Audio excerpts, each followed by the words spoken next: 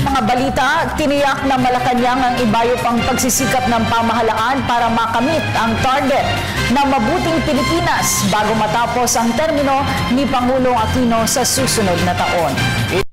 Ng Palasyo, kasunod ng pagtanggap ng Pilipinas ng panibagong credit rating upgrade mula sa Japan Credit Rating Agency at pagtaas ng satisfaction rating ng administrasyon batay sa SWS survey.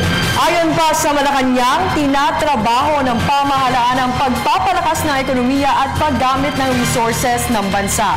May ulat si Rocky Ignacio mula sa Malacanang live. Muli nga nakatanggap na credit rating upgrade ang Pilipinas kasabay naman sa pagdami ng mga Pilipino na nananatiling kontento sa trabaho ng Aquino administration. Patuloy ang pagkilala ng international community sa mabuting kondisyon na ekonomiya ng Pilipinas. Tumanggap ang bansa ng credit rating upgrade na BBB- sa BBB Plus stable sa Japan Credit Rating Agency.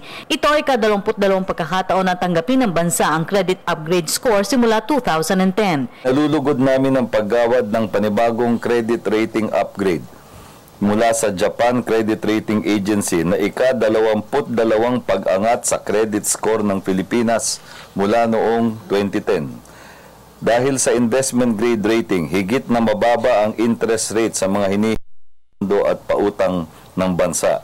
Makikinabang din dito ang mga mamamayan, bunga ng pagbaba ng interest rate sa kanilang paghiram ng pondo sa bangko para sa pabahay, pagtatayo ng negosyo, pakotse at iba pang personal na pangailangan.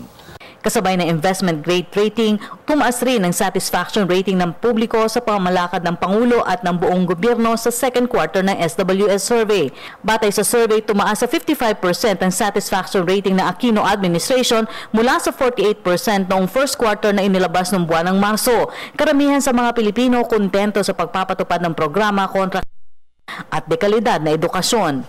Iginagagalak ng pamahalaan ang tumaas na antas ng pagtanggap o net satisfaction sa pamamalakad ng Pangulo, Gabinete at buong gobyerno batay sa pinakahuling SWS Public Satisfaction with the National Administration Survey para sa second quarter ng 2015. Kapansin-pansin ang pagtaas ng pagturing ng mga mamamayan sa paghatid ng serbisyo publiko, sakop ang kalidad ng edukasyon at pagkalinga sa moralita. Kaya nga't higit pang masiglang isinusulong ng pamahalaan ng mga programang K-12, Pantawid Pamilyang Pilipino at mga kahalintulad pa mga programang nakatuon sa kapakanan ng sambayanan. Kinilala rin ng mga Pilipino ang hangad na pangmatagalang kapayapaan sa Mindanao. Naging mataas din ang rating ng pamahalaan sa aspeto ng pagtataguyod ng prosesong pangkapayapaan, kasabay ng pagsulong ng Bangsamoro Basic Law at pagpapatupad ng mga probisyon ng Comprehensive Agreement on the Bangsamoro tulad ng normalization at decommissioning. Sinang-ayunan rin ng maraming Pilipino ang aksyon ng pamahalaan sa usaping panlabas, partikular na ang pagtatanggol ng teritoryo sa West Philippine Sea.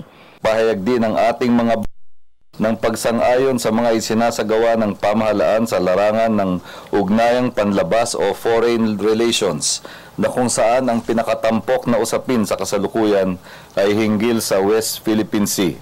Ang matibay na paninindigan ng Pilipinas sa pagsulong ng rules-based conflict resolution ay umani na ng suporta mula sa maraming bansang kasapi ng United Nations, ASEAN at APEC. Gitang Palasyo, ibayo pang magsisikap ang Aquino administration para sa target na mas mabuting Pilipinas sa ilalim ng permanenteng pag-iral ng tuwid na daan bago matapos ang termino ni Pangulo Aquino sa taon. At yan po ang ating pag-uulat mula dito sa Malacanang sa tulong ng RTVM. Ako po si Rocky Ignacio para sa Telebisyon ng Bayan. Maraming salamat, Rocky Ignacio.